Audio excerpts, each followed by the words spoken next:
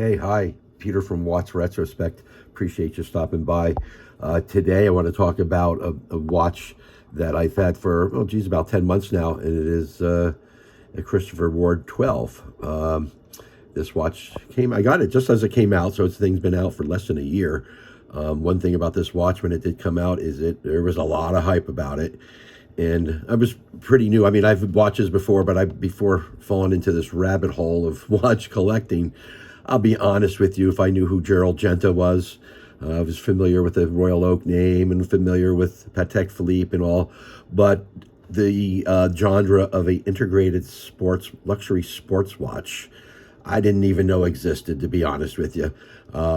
So, when this first came out, the very first article, videos on YouTube were like, "Hey, this is a watch we've all been waiting for. This is a watch you must have." Quite honestly, I kind of fell into the hype. And I say fell into like that was a bad thing, but no, I have no regrets whatsoever. This is an outstanding watch. This particular one, this is the 40 millimeter. This is in the Nordic Blue. Right now it's on a black rubber strap. This does come, and I did, in fact, purchase it with the stainless steel bracelet, which is outstanding. We'll take a look at that in a little bit. But this is the 40 millimeter, again, Nordic Blue. It comes in about 4 colors in this, in the stainless steel versions of the 40 millimeter. Comes in an Arctic white, a glacier blue, and I think they call it basalt gray.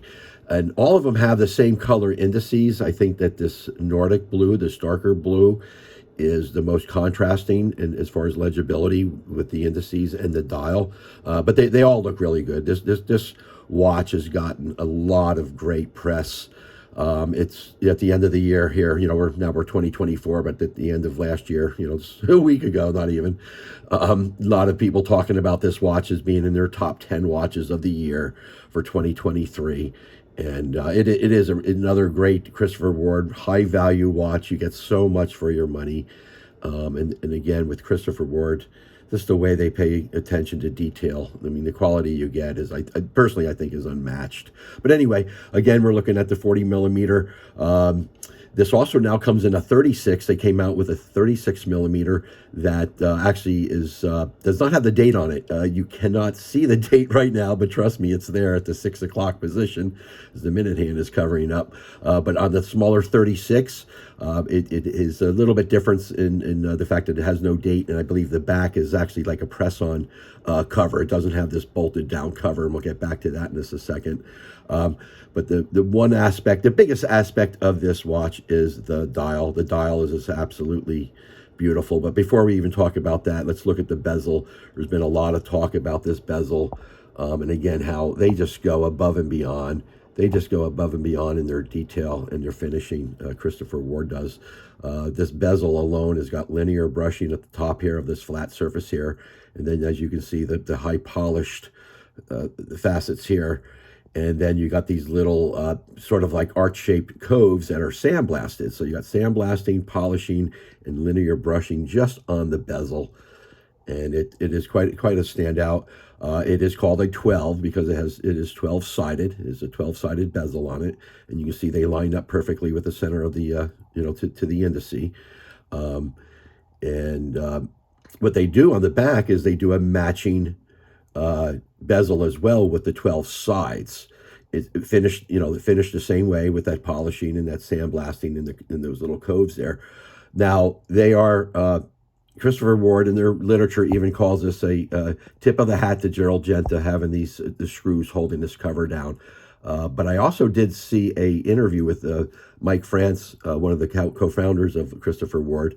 On one of his YouTube interviews, he mentioned another thing that why they did bolt this down was so that they can control the positioning of that rear cover. Because if you can see, it's symmetrical. It lines up perfectly. Each facet, each 12th side is lined up with the top bezel. If this was a screw down back cover, case cover, you'd be a little hard pressed to get that perfect every time because of, tightening down onto threads and to get that perfect torque and to have those facets always line up to the top fixed bezel would be very hard. So one of their ways out of it was to bolt it down so they could control the positioning of that bezel. Plus it is a tip of the hat to the Royal Oak. And hey, they put it on the backside, so I think it's pretty clean. I think that's pretty clean. Another thing you'll find on Christopher Ward watches, they all have, for the most part, these quick release bracelets, or straps or bracelets. Now the difference on the 12 is that this mechanism is part of the watch. On all their other typical watches, or other dive watches and sport watches, in that light catcher case, the straps that go on have this mechanism that you pull in the pins and then hook them up to the holes on the lugs, like any other watch. Here on the strap, the holes are actually on the strap. The female pinholes are on the strap, and the pin mechanism with the pull-in levers are part of the watch. So a little just backwards, just a little bit different, and it works quite well. You obviously have the autographed rotor on the Sellita SW200. I've said this before, Christopher Ward doesn't pull any punches. It's a Sellita SW200. That's all it is. They're not trying to sugarcoat it like it's something special. They just decorate the rotor with their twin flag logo and, of course, their name. And it's a clean touch, nothing extravagant. It's an SW200. Other than that, you got your typical engraving with the stainless steel. And it's a 10 atmosphere pressure watch, so you got 100 meters worth of water resistance, which I think is minimum what you want on a sports watch. But then you come over here, and again, we got the 40 millimeter case. They have really nice screw down crown guards. I really like that. They screw down with the little Allen head screws. And you got the typical crown guard with the twin flag logo deeply embossed up there with a nice knurl. Great crowns. All their watches have a great crown, just great grip on them. This one here is smaller compared to some of their other watches. I think it's about 6 millimeters, but they work terrific, and they thread down so securely. But then you get to the dial, and the dial is just ravishing. I think if I can get this focused right, the embossed dial is basically pyramids. Let's see if I can get this right. But if you catch it right, you can see where it's just a stamping, and you can see in a pyramid shape. There you go. You can see their crosses. It's basically the Swiss and English flag is what that twin flag is. So they play with that with a cross that's like in a pyramid shape. But then when you start moving this, and you will get no justice with the lighting that I got here. This really needs to be out in the sun. But the lighting on these cases, on these dials, is just absolutely fabulous. And you get it out in the sun, and it will go light and dark, and almost look like currents in the ocean, where part of the watch will be light, and you'll see black splashes. Like I said, it almost looks like the surface of the ocean. If you look out, you can see different like currents. Just fantastic. It's definitely the high point of this watch. And then with the bezel is that's another outstanding thing. One thing, now this watch, as I mentioned, came with a stainless steel bracelet. I'm going to show you that here in a second, and it's fantastic, very blingy. If you do a roll on this thing, and the each link just really catches the light. And again, you're not going to do it justice with what I'm doing here, but this is a beautiful bracelet, butterfly clasp, very well made. Unfortunately, doesn't have any micro adjustments, so it does make it a little bit harder to get it sized really correctly. They do give you half links on these towards, as you can see here on the end. Some of these are what they call a half link, so you can adjust it pretty good. And I got it where it was fitting me pretty good, but I don't know. I just decided to try it on the rubber. I originally bought it on the stainless steel.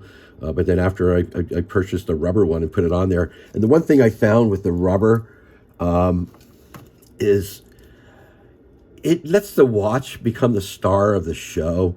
The bracelet's awesome, and it almost detracts from the dial to me.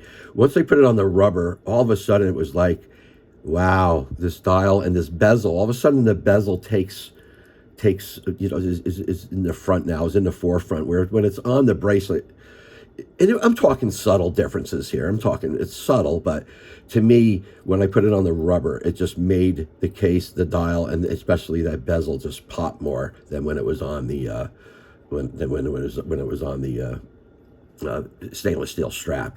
But either way, it's just a gorgeous watch. Highly, highly recommended. This watch has been compared to other types of watches that are integrated bracelet type. You have, of course, the Tissot PRX. This I find fits, not that I've ever worn one, but just from what I've seen on videos and just physically seeing it.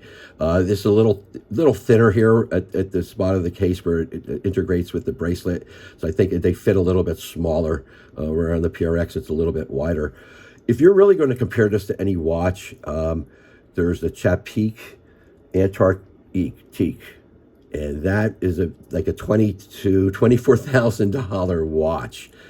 That if you look that up, again, it's a Chapik Antarctique, and they have one in this color, very similar, very similar indices, and in fact, they even have one that has a trim of having one Arabic number, and it's a 12 right at the top. So it definitely influenced this watch, but one of the designers, one of the people on the design team there that helped design that watch, now works for Christopher Ward and was on the design team of this watch.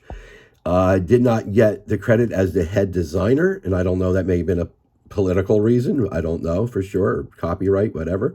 But it's no different than Gerald Genta going from Patek Philippe and to AP and other companies that do a watch, and no one complains about that. So if you have a designer that was involved with one watch, went to a different company, comes out with a watch that's similar, I don't see anything really wrong with that at all.